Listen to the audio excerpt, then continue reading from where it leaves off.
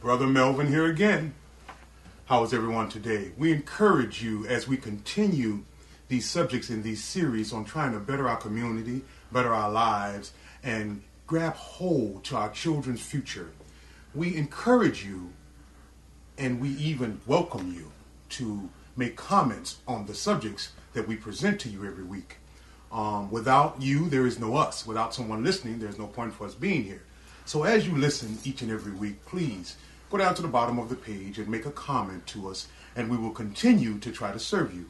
So let's get to it right today for this week. This is a call out to our black fathers, our fathers. It's a shame that as much as young girls are becoming pregnant at a young age, young boys are becoming fathers at a young age.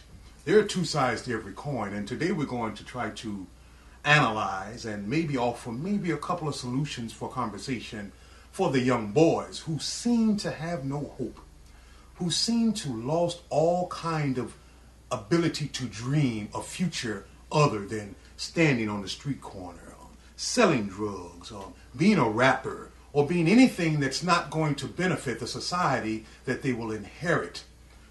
It's important for us to realize at any given day that it is much easier to become a father than it is to be one.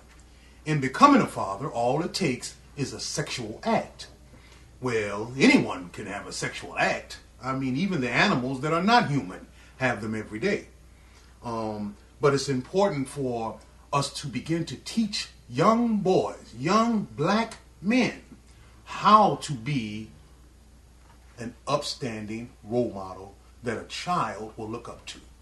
And going back to what I said a few minutes ago about how easy it is to become a father than it is to be one, all young boys need to have a role model, a male role model to look up to.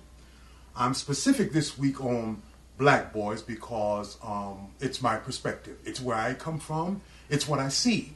It's what I experience every single day. Every day, coming home and going home at a certain time of day, we should realize, and if you don't believe this, you can test it. The most dangerous time of the day to be in the street, to be going to the store, to be on your porch, to be doing anything, is the time they let these children out of school. You see such a disregard for respect of the law, a disregard for respect for themselves, a disregard for the teachings that their parents has given them, or at least trying to give them, to where it hurts your heart, especially if you come from a certain era whereas, like I do, I was passed around the neighborhood when I was caught doing anything wrong. The teachers, the neighbors, the store owners, the merchants in the neighborhood were allowed to discipline me and my friends. No one got away. It became, I must say I hated it during the time, but it became an important part of my discipline. And as a consequence of that, I look at the children now and it saddens me every day as I talk to them, as I just hear them talk to each other. There's such a lack of discipline, such a lack of even just language. I think to a certain degree, the hip hop community is partially responsible for this. We live in a world of double entendres, to whereas one word can have over 7, 8, 9 different meanings, and in some cases even more. I think it's not healthy for our communication when it comes down to our young people.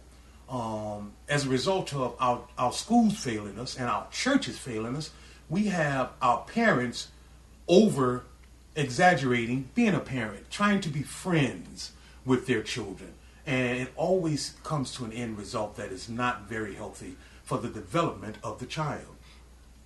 I would like to thank my friend Dr. Hooks. Last week he hit on a point that the church has a responsibility. Me being a member of the church, I would have to say absolutely, and I would have to say we are sadly failing in our responsibility to our children. We first need to concentrate on the family to bring the children in as a whole, because children not only need the mother for the nurturing aspect, for the love aspect, but they need the father for the teaching aspect, for the disciplinary aspect of child rearing. When that's missing from a child's life, when a child looks around for it, because they do, they watch you, they watch us, they watch everything that is around them. Children are like sponges. And when they see something that they can assimilate to, when they see something that they can adapt to, they're doing just that. And God forbid that what they're seeing is not a healthy environment.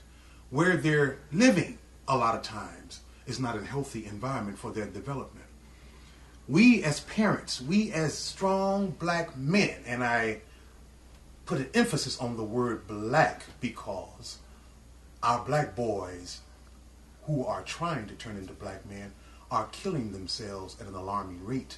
And for those that are not killing themselves, they don't care about taking someone else's life, which is astonishing aspect of life to me, because when you get to the point to where you do not respect life, specifically your own, then it's almost impossible for you to be able to respect or understand someone else's.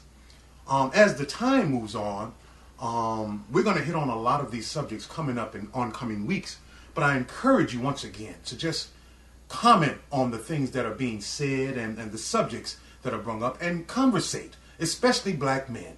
We need to come together as black fathers to strengthen our household, to strengthen our family unit, to strengthen our community. The church has a certain responsibility, but I've heard so many people say, well, I didn't get that from the church. I didn't like the preacher preach. Well, you have to bring fire in order to get fire. You have to bring something to the Lord in order to get something from him. And we need to just come together and discuss these things, because they become vital to the survival of our young black men. We thank you, and we just want you to understand that above all, we have God on our side. Above all of this, no matter how much it's planned to go against us, as long as you keep the faith, as long as you stay in prayer, we can pull together and save our young black men. I love being black. I love being called black. I love the fact that when the government, our churches and our government, it seems like every 2-3 years, black people get a change of name.